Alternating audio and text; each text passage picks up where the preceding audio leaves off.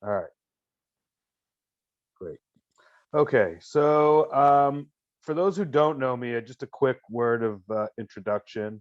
As Harper said, I'm Rich Walter. I'm Chief of Programs and Grant Making at Federation, and what that effectively means is I oversee our community planning and impact department.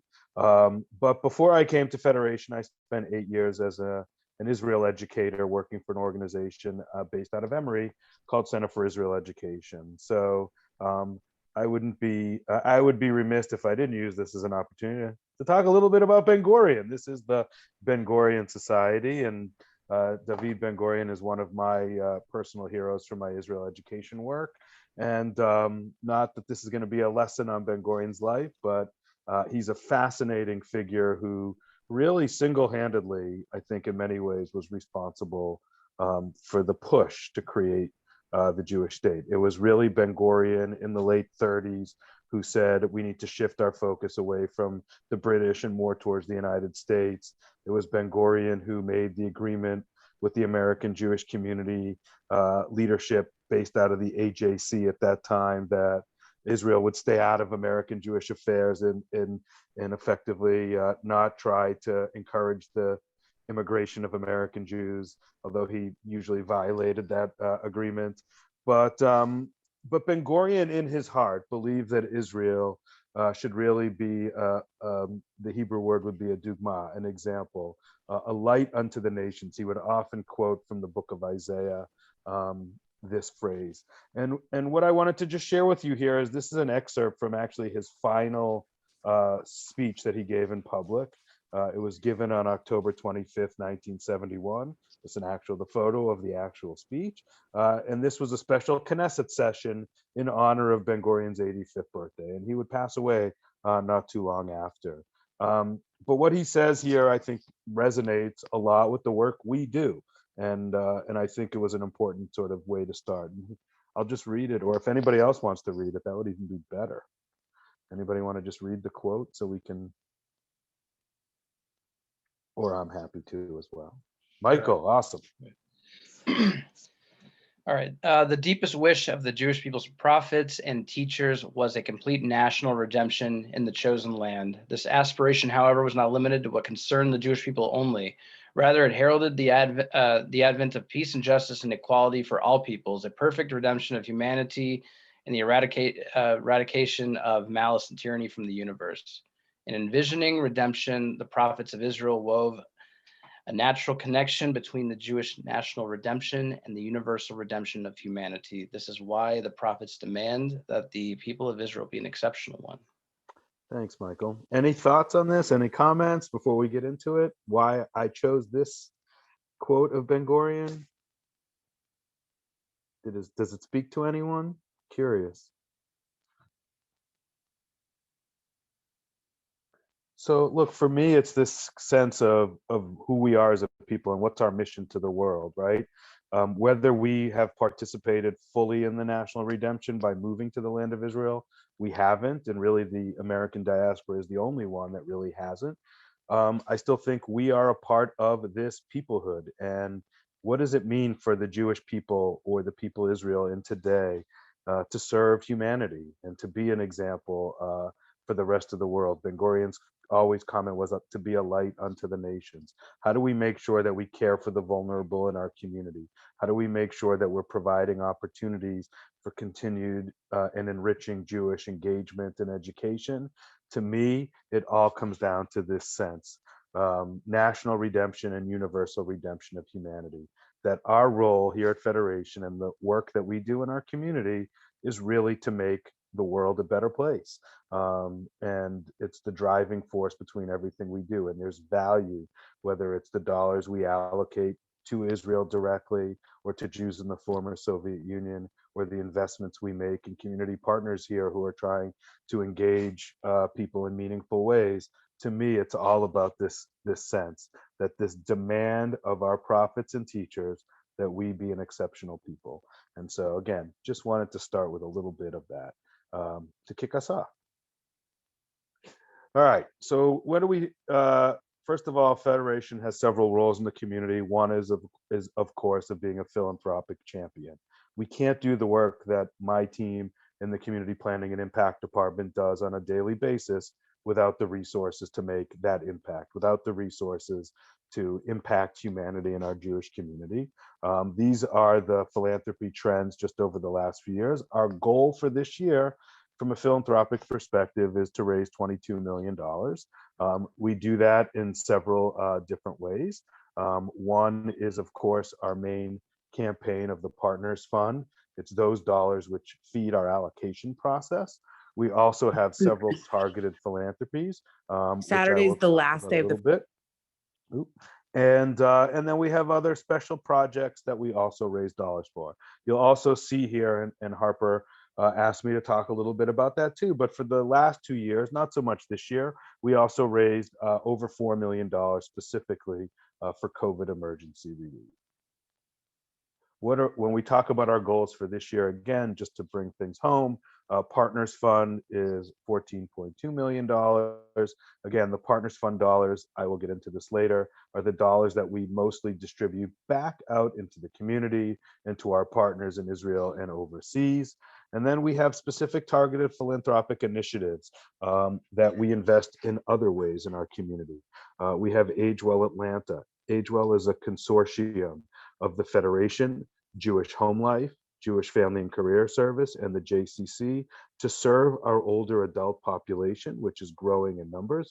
We actually had a data presentation for our community partners yesterday using the most recent Pew survey, and we are a growing community slowly, but we are an aging community. So how do we continue to care for those who are aging, to help them age in place, and to provide the necessary services and resources that they need, and do it in a collaborative fashion? And that's what Age Well is doing.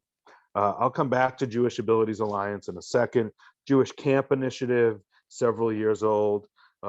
Nothing among the many Jewish experiences one could argue is more impactful, and Eliana's here, so I'm not saying it just because she's on, but it's one of the most impactful experiences from a Jewish education and engagement perspective that we can provide to a young person. We have, through the Jewish Camp Initiative, just for example, last summer, enabled over 800 kids to have a summer experience at not just our regional overnight camps, but at Jewish overnight camps throughout the country. And especially this past summer with COVID and the need for kids to get out and have that camp experience was more important than ever.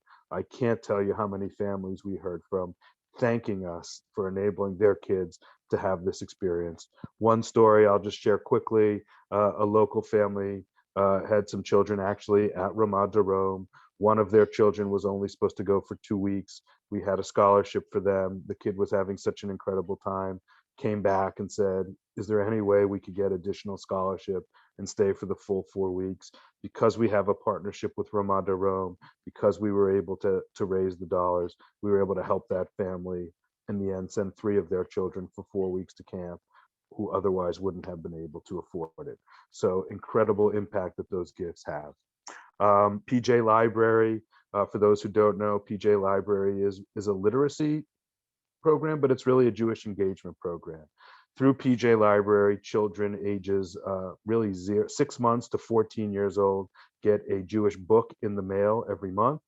We create Jewish moments, story time between parent and child, grandparent and child, that are really just exceptional moments in time. PJ Library's been around. My kids are 19 and 15. They still remember getting books in the mail, and we still remember reading to them in special sacred moments. Also this year through PJ Library, and I'm going to come back to some of this a little bit later on, we just recently launched a new initiative called J Baby, specifically to reach out and network with parents of soon-to-be children, really birth to one, to connect them to each other, to connect them to the Jewish community and the resources that we offer, because those kids aren't going to benefit yet from getting a book in the mail, but we want to make sure that we're creating the relationships with their parents and families. We also, through PJ Library, are providing immersive family weekend experiences as well. Jewish Innovation Fund, Russell is on the phone call. Jonathan, to answer your question, I will post the link. We have a website link on the chat. I can't do it right now because it would mean I have to close all of the different things I have open, but I will put the link to our JBaby landing page, and there's a whole intake form on there. And yes, we would love for you to share it with anybody you know. So, And I'll just voice it over. I'm not asking for me personally. I see it. I see it. Jewish Innovation Fund is really Federation's R&D arm. Russell Gottschalk, who I see on the call, is the director of the innovation department in Federation.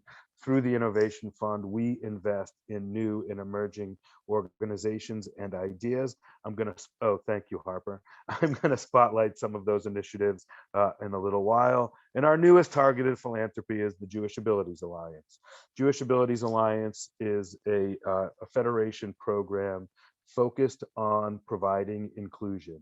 And the concept of Jewish Abilities Alliance is that every Jew in our community, regardless of any physical limitations, mental disabilities, or anything else, should have access to be able to fully participate in Jewish life. Jewish Abilities Alliance works with all of the partners in our community, our schools, our educators, our synagogues, our institutions, to help them be able to serve the full community in a meaningful way.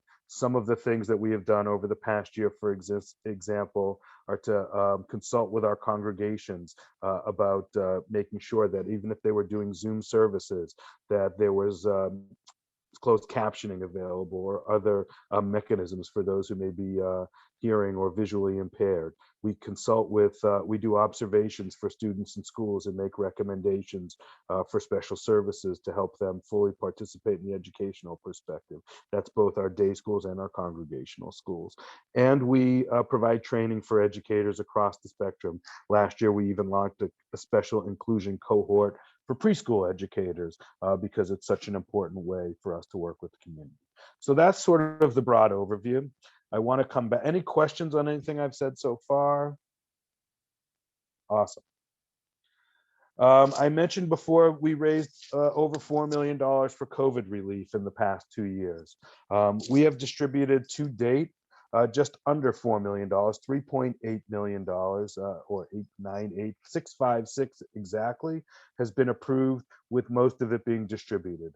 We divided those investments really into 2 tiers. Tier 1, vulnerable individuals. 68% of those total dollars have been for Tier 1 needs.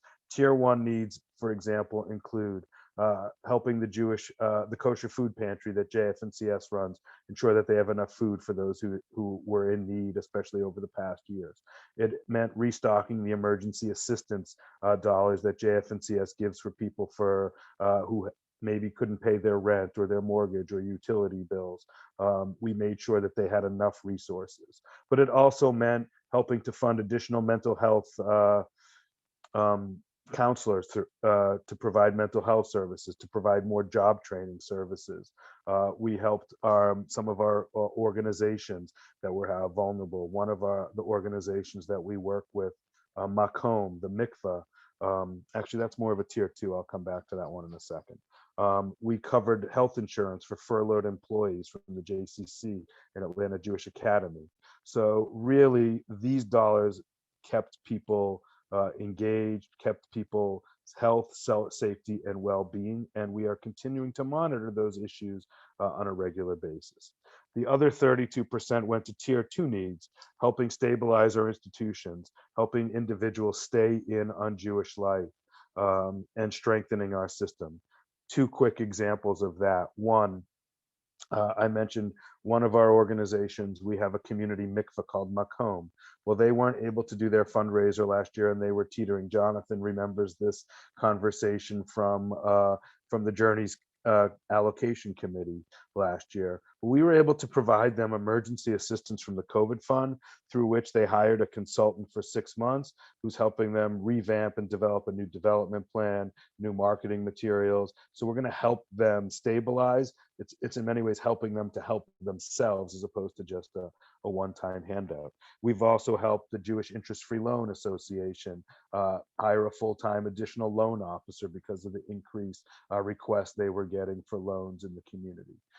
And then I'm going to share 2 other amazing stories in a minute. In terms of the COVID emergency fund, just to put it all in perspective, we raised just under $4.2 million.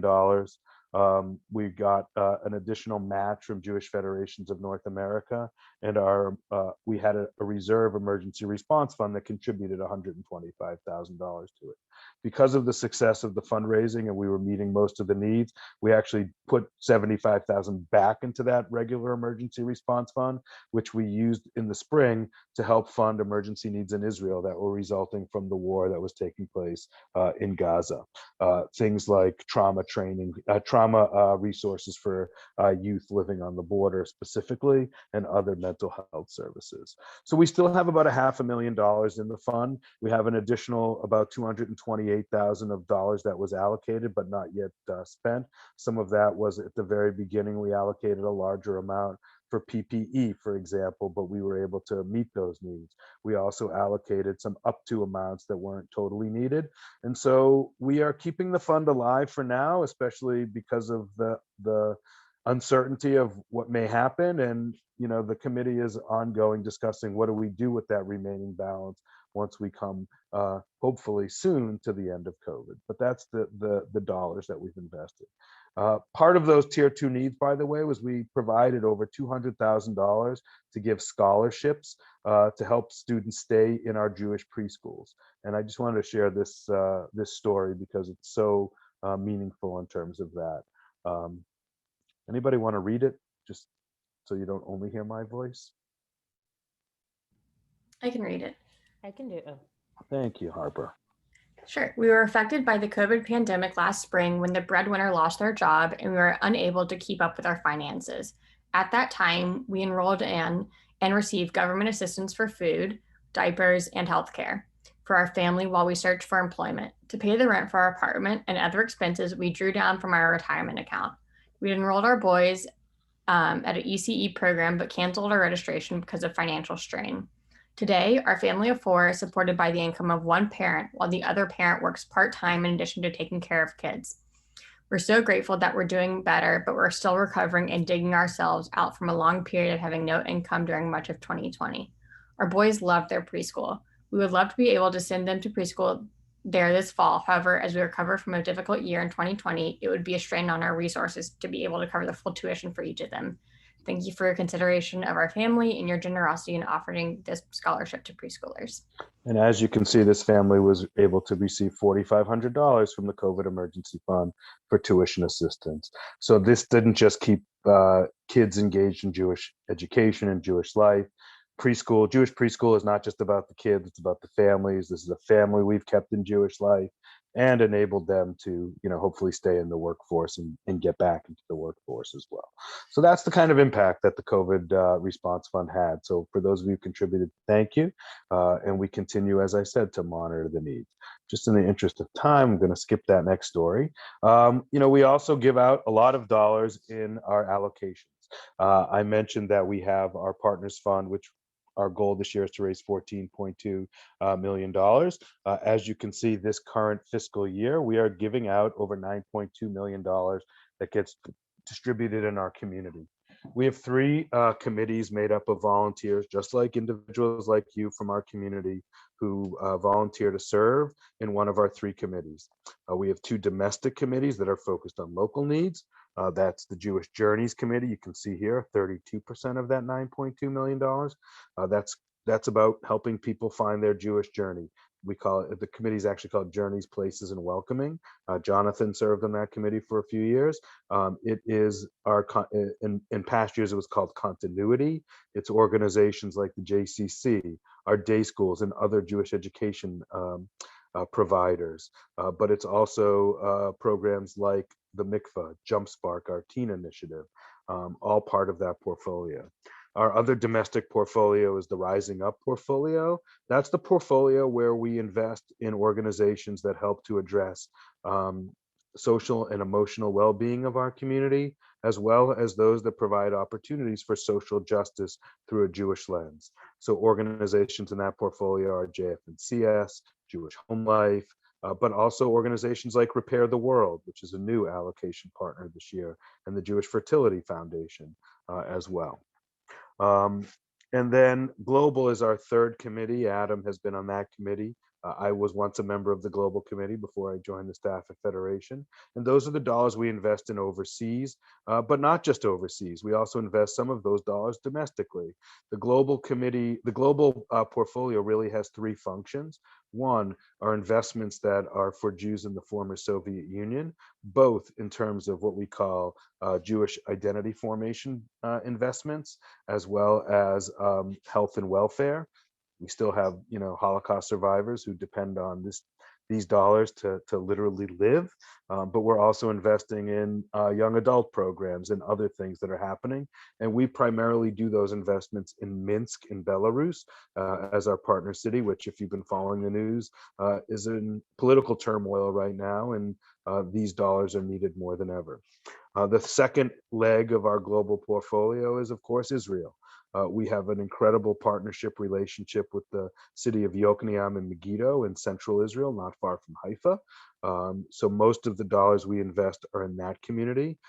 Some of the programs we invest in there are outreach to the Ethiopian community to help make them more integrated into Israeli society. One great example of that is an institution called Yotek, where we partner with the high-tech companies that work in Yokneam, and it's a program for underprivileged youth, most of whom are Ethiopian, and they engage in a technology training program. And Yotek, the Yokneam chapter of Yotek, actually won a national competition last year for developing an app.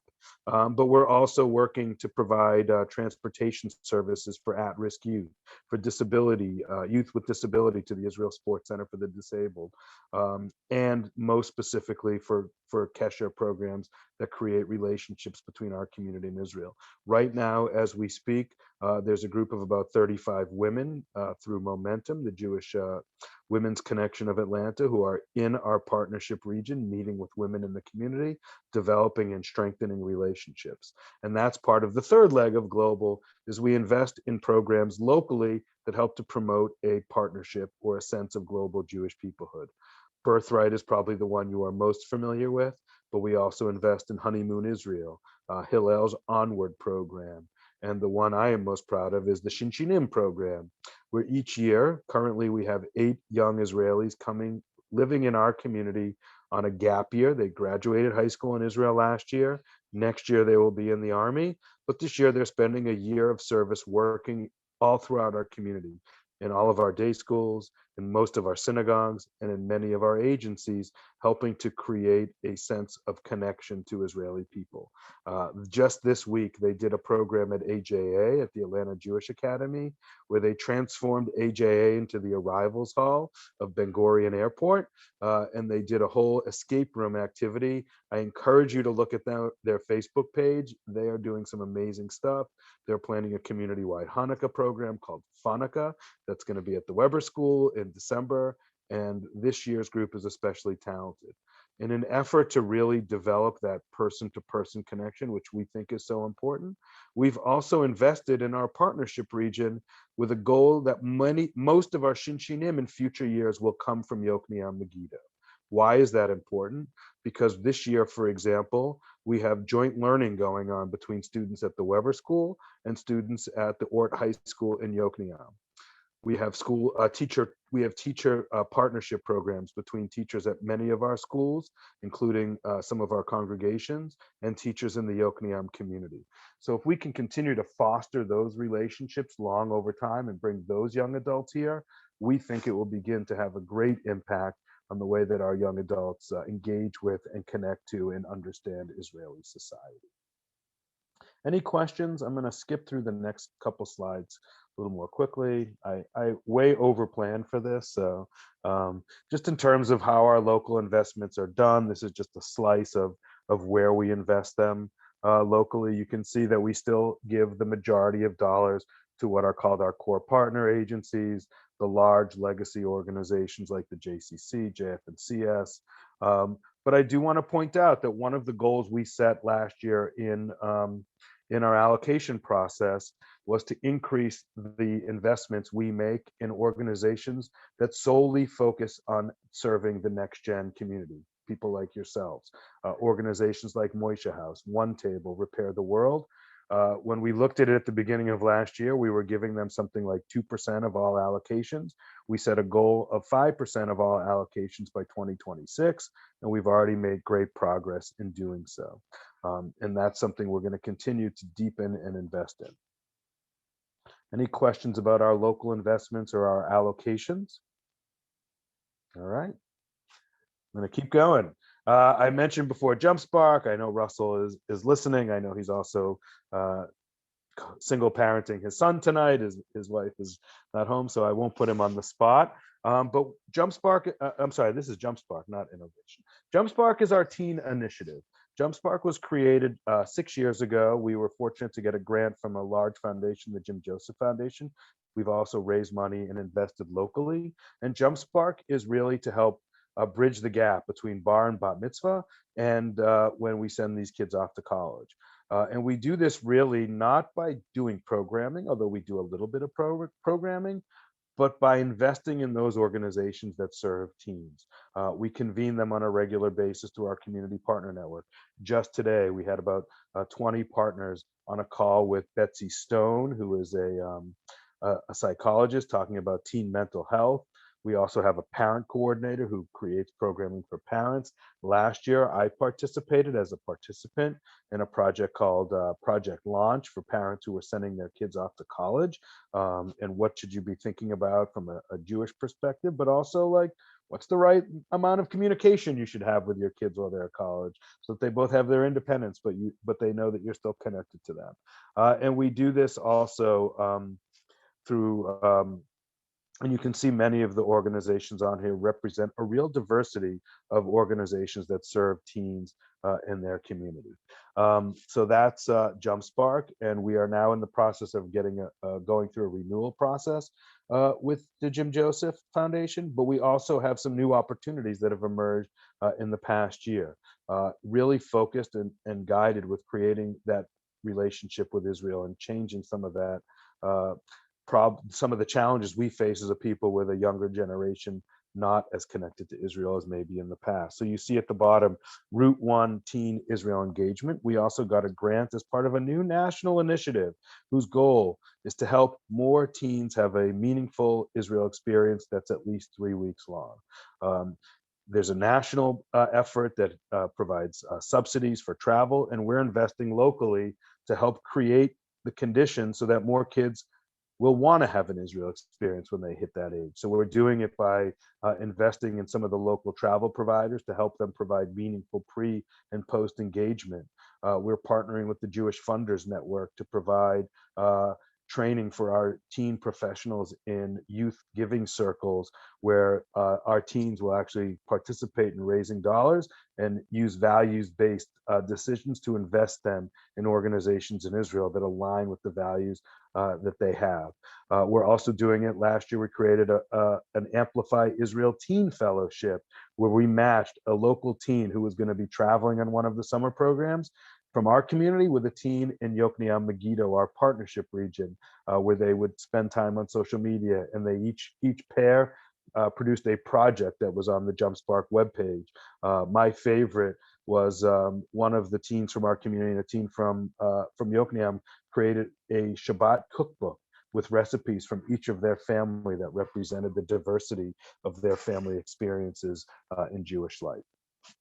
Also, we've created more opportunity for collaboration among our teen organizations, much of which hadn't existed before, and which, of course, was so essential during the pandemic. Now we're at innovation. Innovation has several ways that we invest in R&D, research and development. The biggest investment we make are our Propel grants. Those are grants of between $10,000 and $60,000 a year that are renewable for up to 3 years. These are the new grantees for this fiscal year. And one of the things I hope you will notice is that, first of all, it's a diverse group. Some of these are startup organizations. Some of them are legacy organizations that are doing things in a new way, like the Bremen Museum, which created last year a state-of-the-art, like it was the Bremen Museum and Columbia, like we're the only two organizations in the United States that were using this technology to preserve oral history archives. And if you go to their website, it is amazing. So we're helping them with that. I'm going to talk about those gather grants from PJ Library in a little bit to show you the impact that that's having.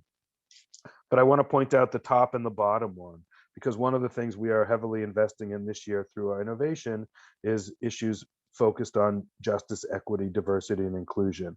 So the political leaders of tomorrow is connecting Jewish and Black students on through Hillel and HBCUs to educate and inspire them to take more active political leadership.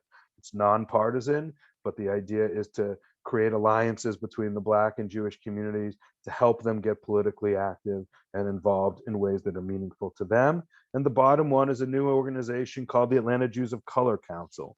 And this is an organization that's advocating for more inclusion for Jews of color in our community, more opportunities for leadership for Jews of color within our organizations. We at Federation are taking some steps in that direction as well.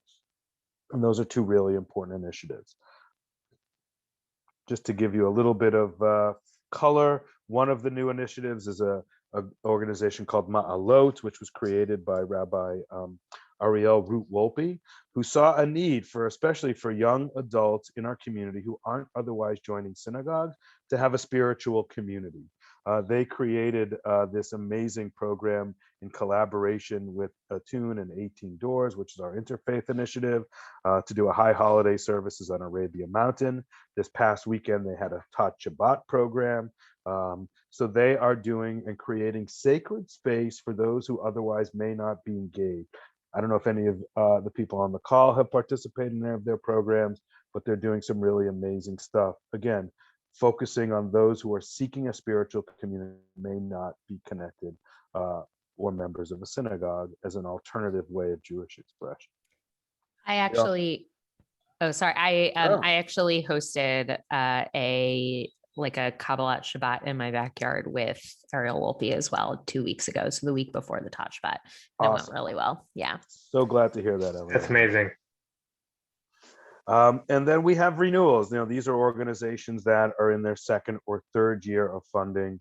And again, lots of diversity. For those who may not know, Tikkun Olam Makers is a student-led initiative by a Hillel student at Georgia Tech to create social justice opportunities for individuals in our community.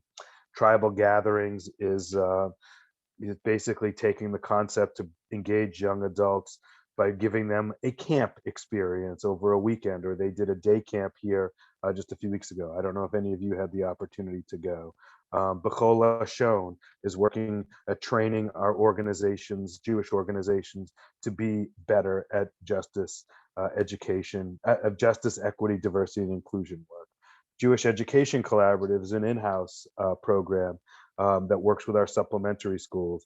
I'll share just a quick story about one of the really cool initiatives that Jewish Education Collaborative launched this year.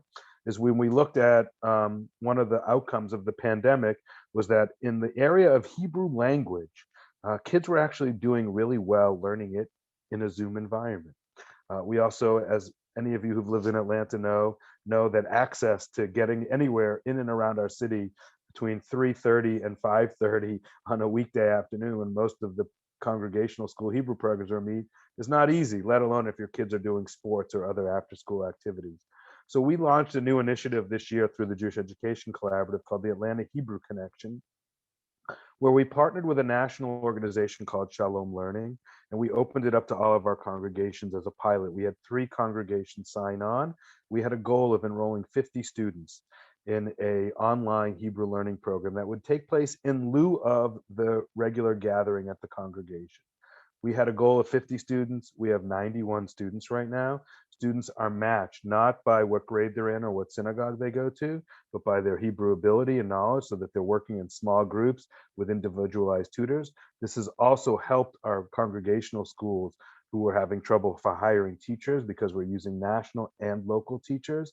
And the early feedback and reviews are this has been incredible and exceeding expectations, and it's something we're hoping to expand next year. Tribal, I mentioned about their day camp. Harper, anything you want to add?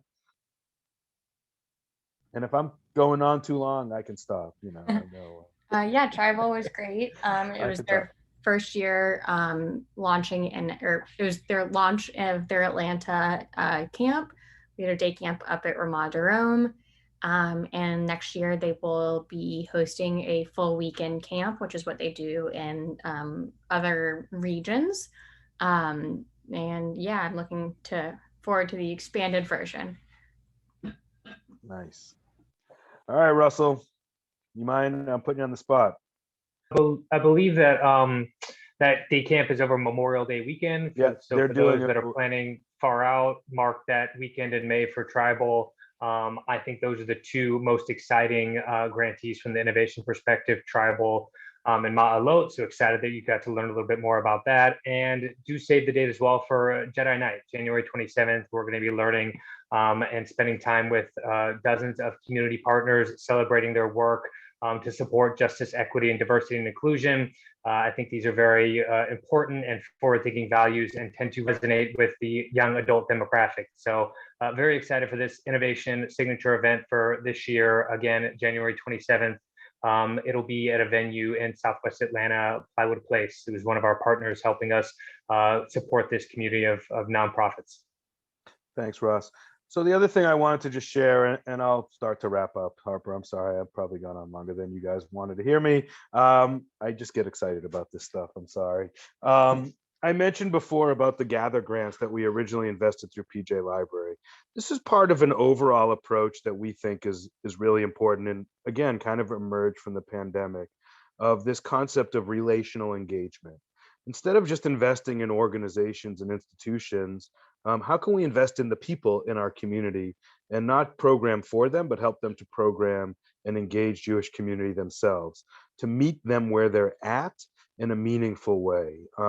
We started doing a lot of this through one of our neighborhood initiatives that we have called Making Jewish Places. This was a grant we had to try to bring more Jewish life to their northern suburbs, to East Cobb, Roswell, and North Fulton. And we've taken the approach and we've applied it across. And one of the things we did this year, we actually piloted last year and we've expanded this year, is a concept called Gather Grants, where families or individuals can apply for dollars, and we're focusing on holiday celebrations, and receive up to $180 to create meaningful programs for their friends, their neighbors, their communities, in a way that maybe they wouldn't have. We don't just provide them the dollars. We have a team of relational engagement people who work with them to help provide them with the resources that they may need. And what was really cool about this is we originally conceived of this as through this neighborhood outreach, but we've since expanded it. So this last round, the 23 grantees were across the spectrum. Some of them were PJ Library families with young children. Some of them we funded because they were Birthright alumni or Next Gen people, and some of them lived in the North Fulton neighborhoods. So we've taken this really collaborative internal approach at helping people create these meaningful moments for themselves. We did 23 for Sukkot. We have a Hanukkah one open now. We've had over 70 applications that have come in. So we think we've hit on something here. We're really excited. And just to show you, this is one Gather grant person who never had a Sukkah in their lives. And because we worked with them and gave them, again, $180, it's not a lot of money, but it gave them the motivation.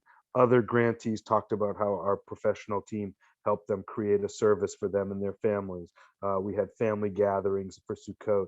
So we think we have something here. We're looking forward to expanding this initiative over the next few years in some other meaningful ways. So really excited about this. And lastly, just in terms of how the process works, I mentioned we have a lot of committee volunteers who work on this. We determine the dollars that are available. We do have some obligations that we provide. Out of that $14.2 million, we have an allocation that helps fund Federation's operations. We have dues for our participation with Jewish Federations of North America. We provide significant dollars to provide for security for our Jewish community. We also this year, for example, created a couple of funds for research. one of the things we think is important, if we're going to continue to be good stewards of community dollars and champions, we need to have dollars for research to be able to learn where we can have the most impact.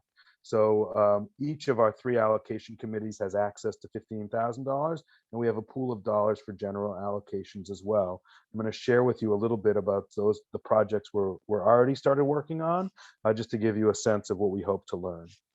And then the funds are split, and we make those recommendations to the board. I'm going to skip this. Just in terms of where we are for research, we're going to be hopefully moving forward with one research project to help map the field of Jewish early childhood education in Greater Atlanta, to understand the marketplace, the potential, assess why some families choose Jewish preschool and others don't, and identify trends and in terms of teacher retention, excellence, et cetera, because we know for so many families, the preschool experience is not just about the child, it's about the family. It creates them on a path of Jewish engagement. If you participate in Jewish preschool, you're more likely to have your kids go to camp, day school, Jewish education, and so forth and so on. So we want to help that field strengthen itself. And just to show you the impact, I had a conversation today with the head of school at the Davis Academy, who's the only day school that's a lower school that doesn't have a preschool, and how this will benefit that school because it'll help them to identify opportunities for them to create more partnerships and opportunity as well. In our Global Jewish Peoplehood, we are working with a student intern from the Hornstein Program for Jewish Communal Service at Brandeis to understand the impact that those Shinshinim have in our community.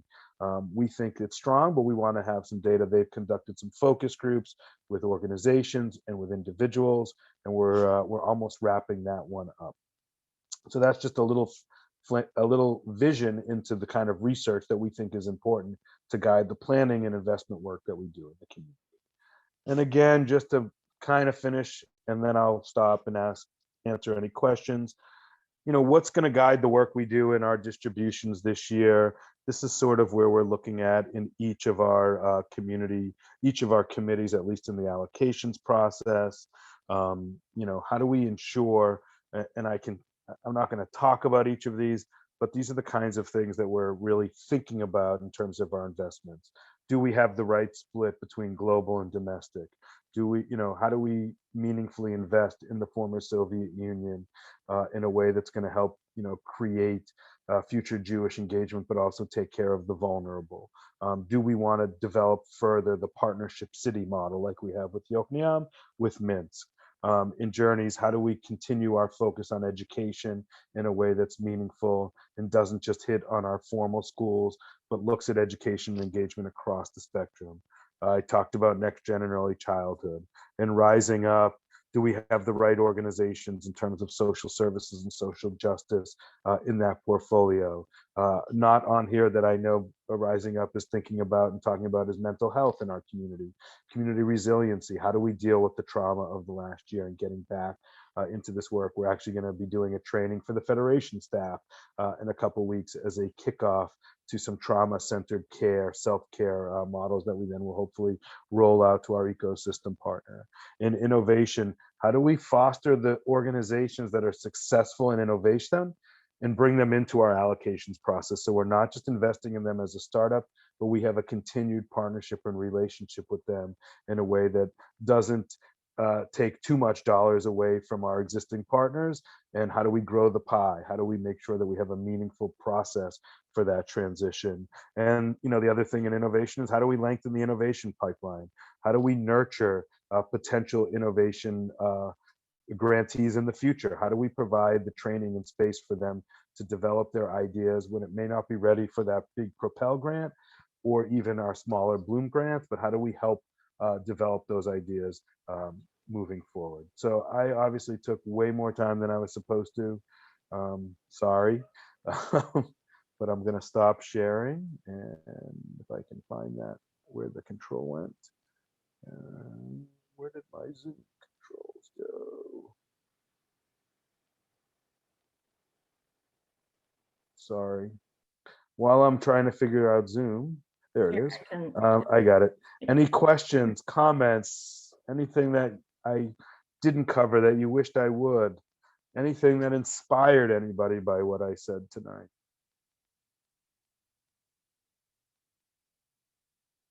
Yeah, Eliana, go ahead.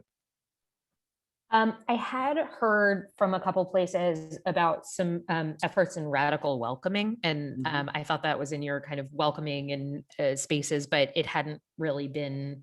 I wasn't sure how like some of those initiatives in terms of creating immersive space for welcoming that were being run by Federation was also a part of this, how it folded in. Yeah, no, that's part of that Journeys, Places, and Welcoming, which really encompasses 3 values. And I skipped the goal slide of that, but you're right. And it's a big effort of what we're doing. It's, we increased, for example, our allocation this year to 18 Doors, the interfaith serving organization.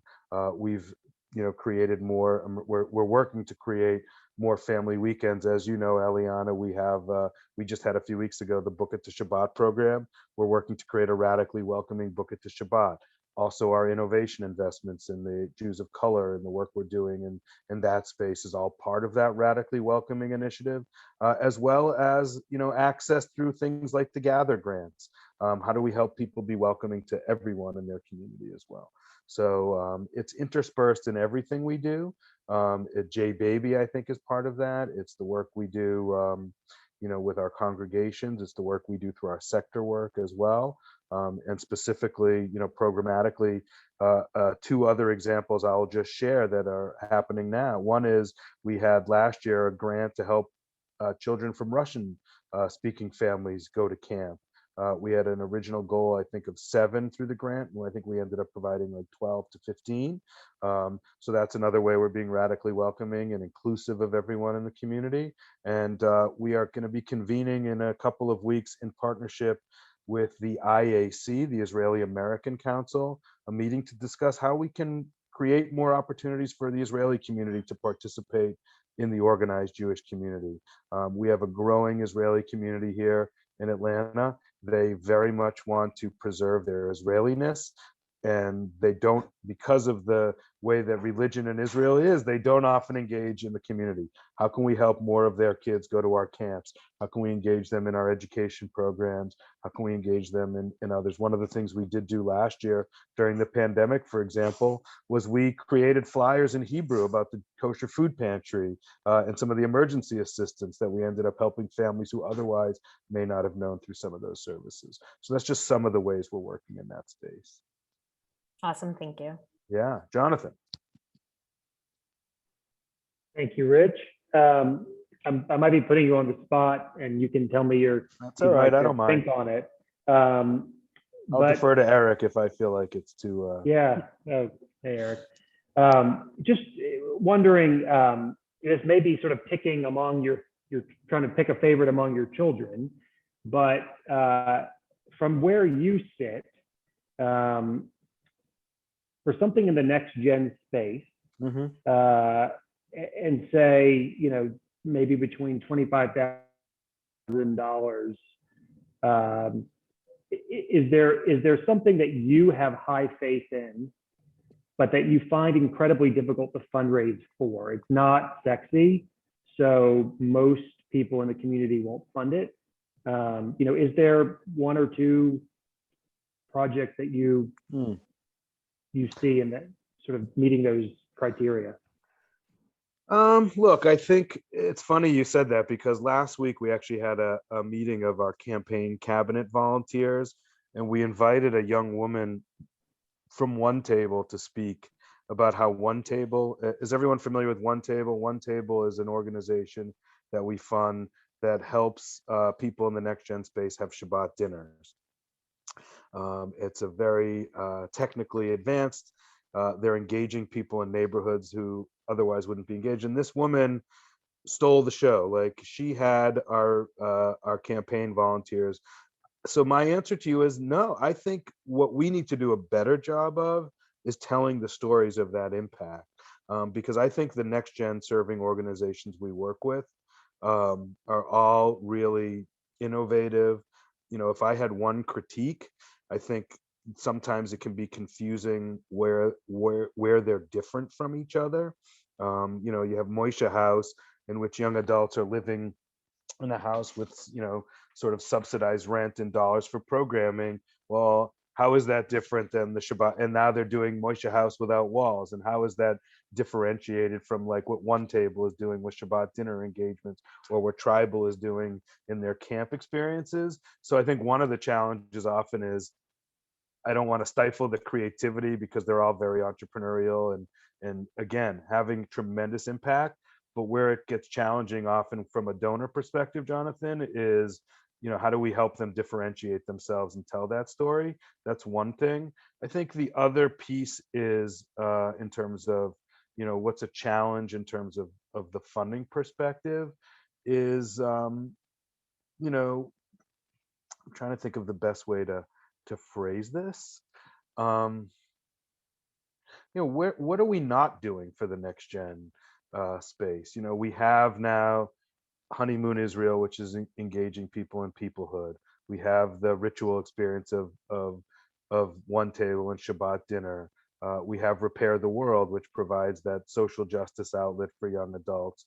You know, if I had to say, is there one, even although Moishe House is filling it, it's going to be critical of like the Jewish education piece, but I think Moishe House is filling that space. I'd love more organizations to step in to that Israel space. And what I mean by that is when we look at the data from the Pew survey, we see that young adults, especially, feel less connected to Israel than it has been in previous generations. Now, that's at the same time that we're sending more young adults to Israel through programs like Birthright and Honeymoon than at any point in our history.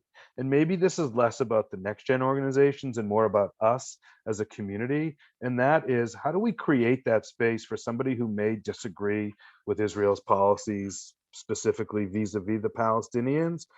How can we help them still have a meaningful relationship with Israel? I was saying this to somebody. I was at a conference the other day and I said, in Israel, in the Knesset, there's a party called Meretz, which, if you don't know much about Israeli politics, is a very left-wing, Jewish, mostly Jewish party, although there are Arab members too, which is totally against the occupation and totally against, by the way, they're also part of this government coalition that exists right now, which is very weird. How can we have a Meretz here? And Eric knows this. It's also as much about educating some of our older and legacy donors about the importance for sort of broadening this tent. And how can we help people see that you can be a Zionist and support Israel and still disagree with some of its policies in a way that's not damaging or doesn't cross the line into BDS? And how can we help those organizations that maybe sit in that space and are engaging next gen to position themselves so that they're not considered beyond the pale? And how can we help educate some of our, maybe older donors who grew up at a time where Israel's existence was under threat, which, I would argue it's not now, understand the importance of having those kinds of conversations. So I don't know if that answers your question, but that's, to me, where I think we could do a better job. As a quick follow-up, unless there's somebody else has a first question, is there somebody not in Atlanta who's doing that well, or doing that at all? I mean, they're doing it. I don't think they're doing it well, which is part of the problem. Okay. And the other thing I'll say about Atlanta that we are blessed, and part of it is because of people like you guys, is those national initiatives all are clamoring to come here and work with us. Moishe House, One Table, Repair the World, all national initiatives that want to have a presence here in Atlanta, see the opportunity for growth. And by the way, I didn't even touch on some of the vision. Eric's here and he has a vision for, transforming our space at 1440 Spring Street, because we know how many, next gen people are moving into the city, and there's an opportunity for us to create a physical hub there to do things like, not just be a physical center like a JCC, but to have an Israeli food hall, or to have, technological ways for people to connect. There's tremendous opportunity, I think, in town as well, especially vis-a-vis the next gen community. How do we expand our presence into South Atlanta and Decatur and Grant Park and other neighborhoods where traditionally there hasn't been Jewish infrastructure, but where Jews are moving to, especially Jews who are your guys' age?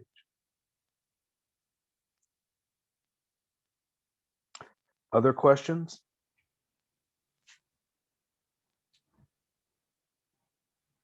Well, thank you so much, Rick. Yeah, I'm gonna pop my email in the chat, and I'd love to get together, have coffee, lunch, anything, to talk about this. As I said at the beginning, we want you guys to be involved, to be our partners in all of this work, and we can't do it without you.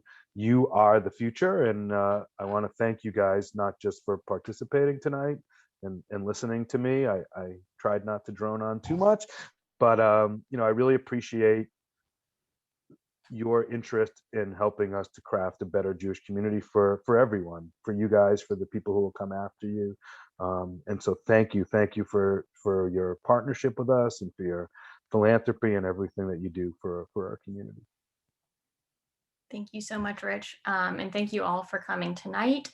You'll be getting a follow-up email, I think, on Monday, since our office is closed tomorrow, in celebration of the Braves. Thank you, Eric, for that. We're very excited.